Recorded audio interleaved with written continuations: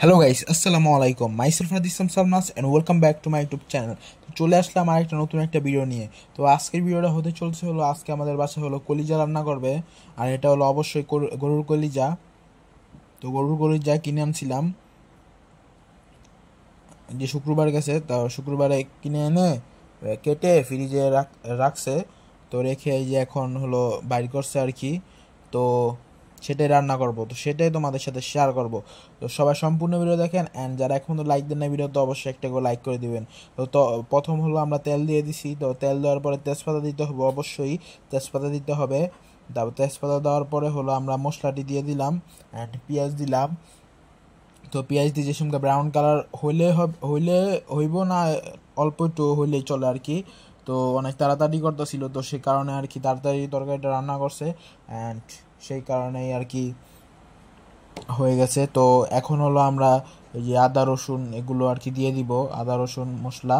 তো এগুলো আমরা দিয়ে তারপর কতক্ষণ নাড়বো, তো নাড়ার পরে হলো আমরা ধনিয়ার গুঁড়া, তারপর হলো হলুদ ফাঁকি, মরিচ ফাঁকি, অ্যান্ড অ্যান্ড হলো আহ, জিরা, তো এগুলো দিব। তো এগুলো দিয়ে ভালোভাবে নেড়ে তো কতক্ষণ রাখবো, তো রাখার পরে হলো আর কি, তো রাখার পর হলো আমরা লবণ দিয়ে দিব। তো লবণ দেওয়ার পরে আমরা আবার কতক্ষণ নাড়বো, 5-6 মিনিট নাড়তে হবে। তো আমি তো ভিডিও স্কিপ করে দিচ্ছি, তো সেই কারণে আর কি বোঝা যাচ্ছে না, অনেক তাড়াতাড়ি বোঝা যাচ্ছে যে নাড়তাছে, আর নাড়তাছিল আস্তে আস্তে। তো সেটাই।